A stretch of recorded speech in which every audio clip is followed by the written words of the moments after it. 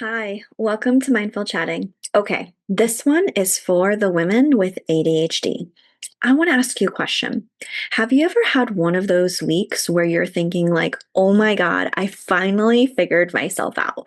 Like, you're focused, you're getting things done, you're working out, you're answering your text messages, you're finding your keys, you're patient, you're organized, and you think, maybe the planner is working, maybe it's the medication. Maybe I've finally become the person I've been trying to become for approximately the last, 35 years. And then about a week later, everything feels just like significantly harder. Like the task you've done like 400 times suddenly feels impossible to actually start. You're exhausted, everything's irritating. You reread the same paragraph like 6 times, and then somebody breathes a little too loudly, and you're like, interesting. Apparently, I hate everybody now. And the immediate conclusion becomes like, what happened to me? Why did I lose like all of my progress that I made? And why can't I stay consistent? And I want to talk about something that might be another possibility today. Maybe nothing happened to your progress. Maybe you're measuring yourself as though your brain operates under the identical biological conditions every single day. And for some women with ADHD, guess what? It doesn't. And we're going to unpack that today together. Welcome to Mindful Chatting, a podcast where therapy meets real life. I'm Kristen, a therapist, business owner, and a lifelong student of what it means to fully show up in our relationships, in our work, and in our healing. Here, we unpack mental health concepts, explore mindfulness tools, and talk through the messy, beautiful, in-between moments that shape us. Whether you're a fellow clinician, a curious listener, or someone navigating your own growth, this space is for you. Let's chat. I think there's something really interesting about the way that we plan. Like our calendars are static. Our Mondays and Tuesdays and Wednesdays all have 24 hours in them. So naturally, we assume I should be able to do roughly the same amount every single day. But capacity isn't really measured in hours alone. Your stress changes, your sleep changes, your cognitive load changes, your environment changes.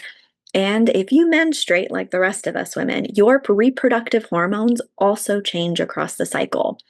There's emerging ADHD research that suggests that those hormonal shifts may be associated with changes in our ADHD symptoms. Not only that, but our cognition and guess what, our mood for at least some of the women.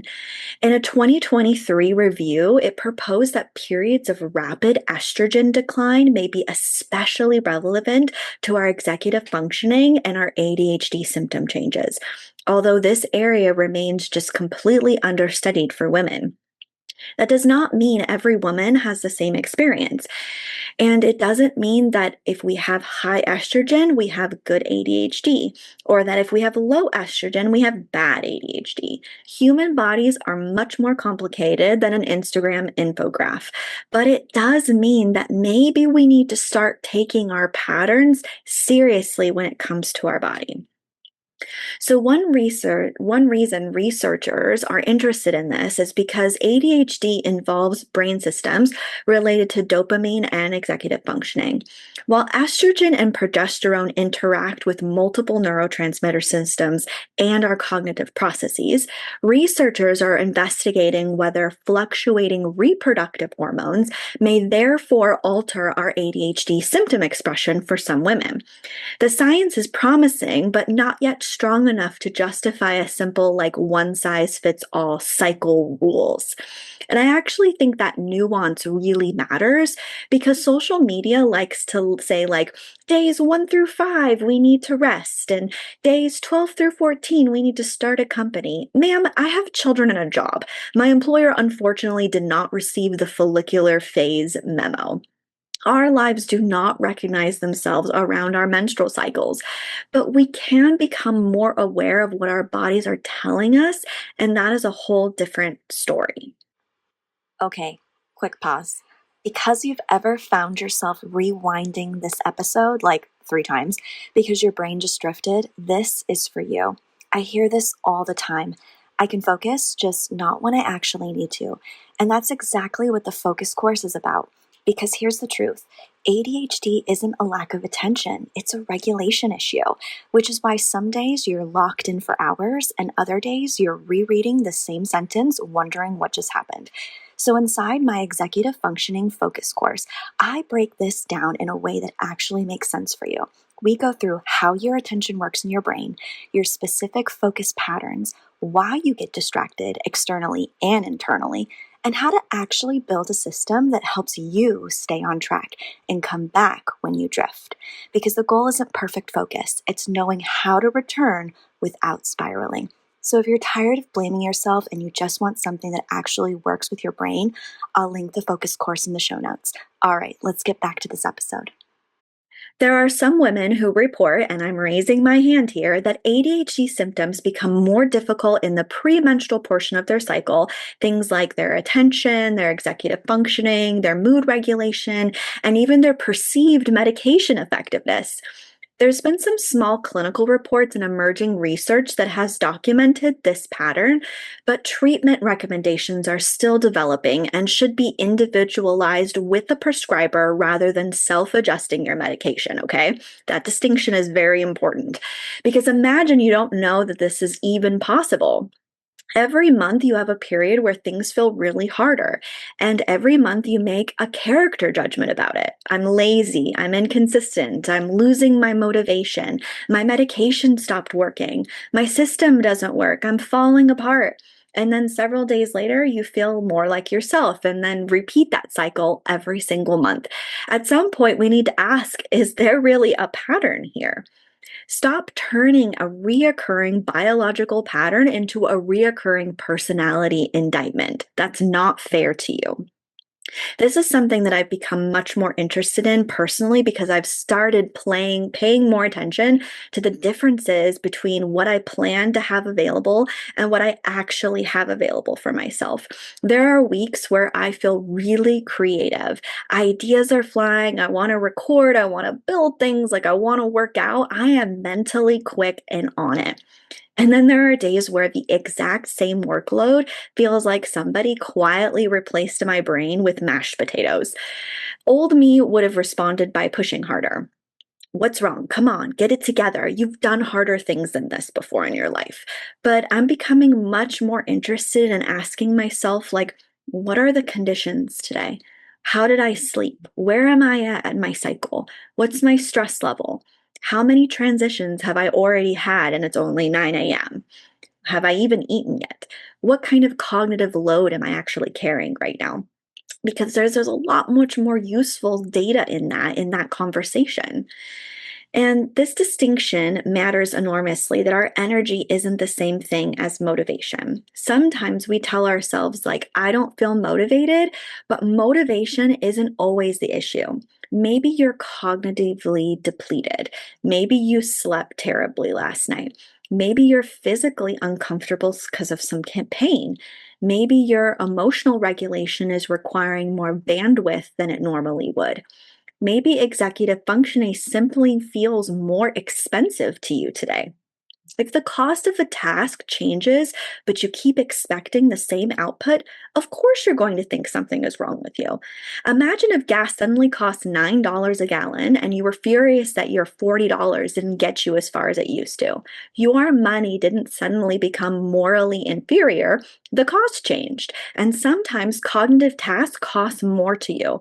Not every day gives you the same executive functioning budget. And I think being aware of what you have and the ability to give on that day changes the way you view yourself and what you're able to accomplish. If you're listening to this and thinking, this is exactly what I struggle with, I want you to know that I built something specifically for you. The EF, or Executive Functioning Activation course, walks you through why task initiation feels so hard with your ADHD and how to actually get yourself moving without shame, pressure, or burnout. It's short, practical, and designed for ADHD brains, not productivity culture. If starting is your biggest barrier, this course gives you structure, language, and tools that actually work for you. You'll find the link in the show notes.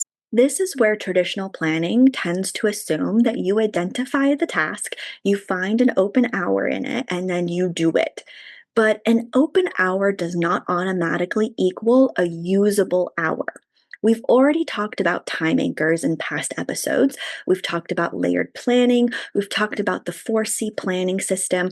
And now I want to add another layer, capacity, because I can technically have 60 minutes available to myself and absolutely not have 60 minutes of deep focused capacity. Those are not the same resource. And when we don't differentiate between them, we overschedule ourselves and then we call ourselves inconsistent and not able to do the thing that we're asking of. So, I want to talk about this cycle capacity check that I want to start. So, here's what I want you to do instead, not a cycle sync your entire existence. I just want you to track, I want you to observe, and then I want you to adjust. So, number one, where am I? If you menstruate and your cycle is trackable, where approximately are you? Not because that phase gets to dictate your day, because context really actually matters.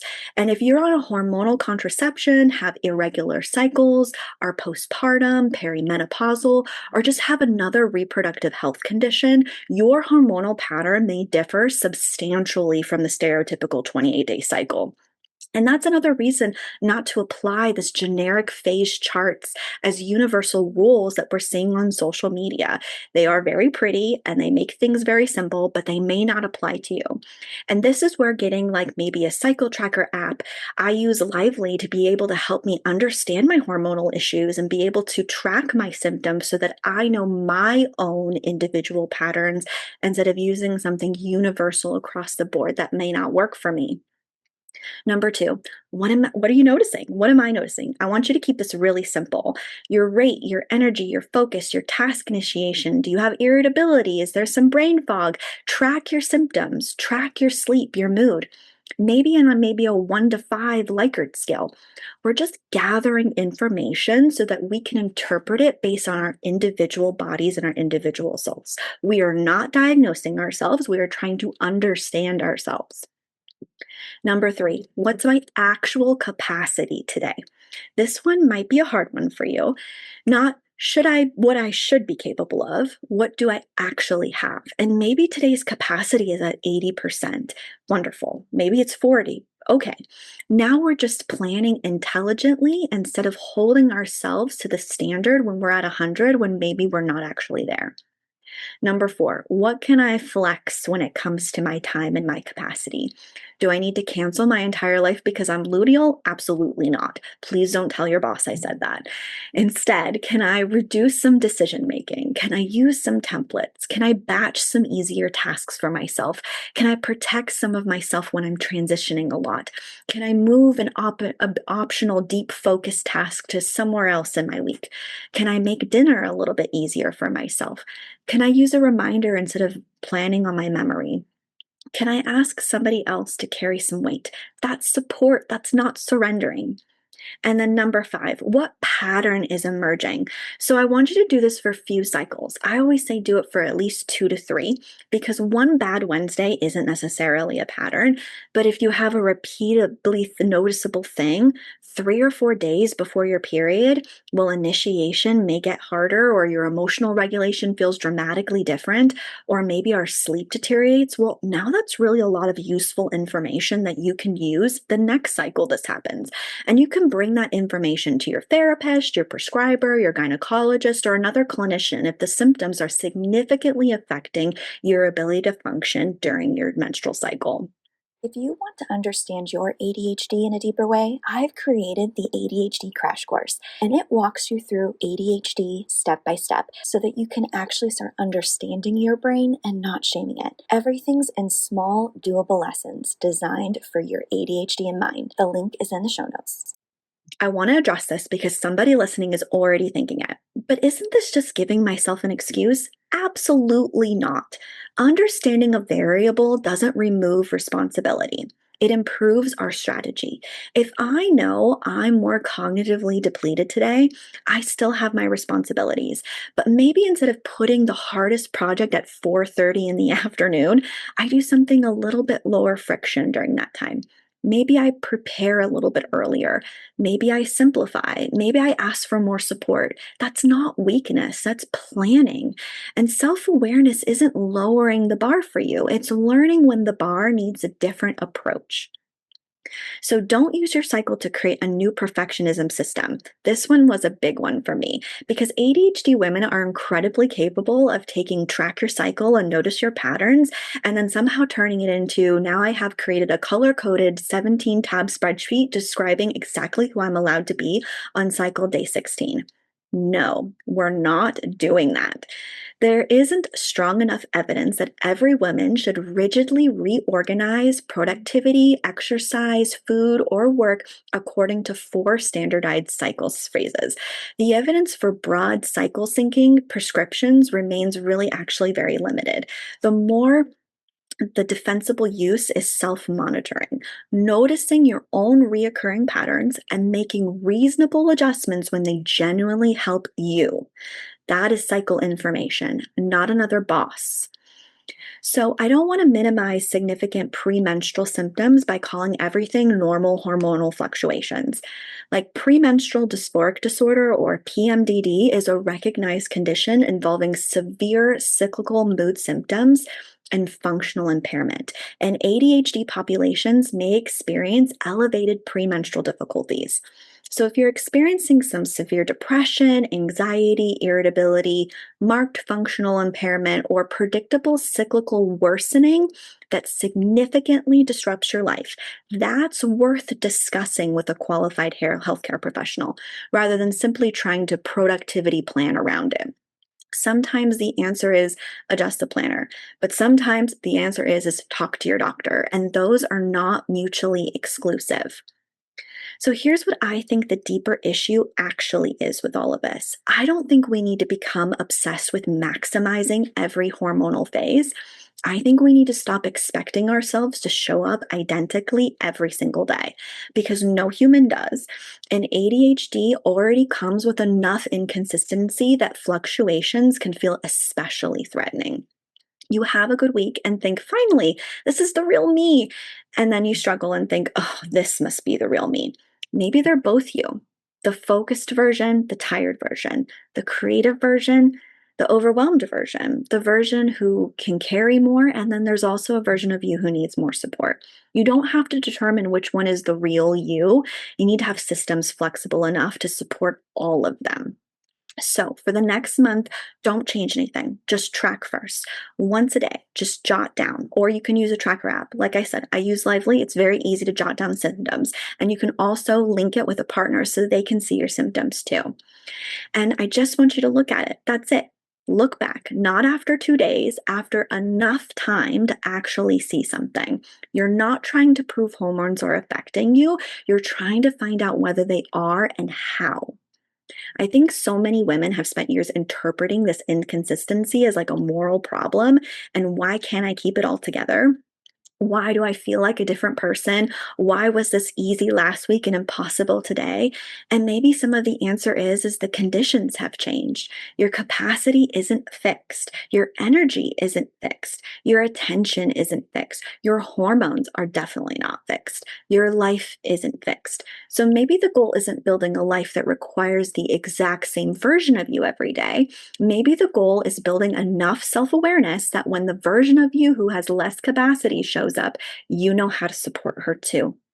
Because she's not ruining your progress. She's a part of the person you've learning how to plan for.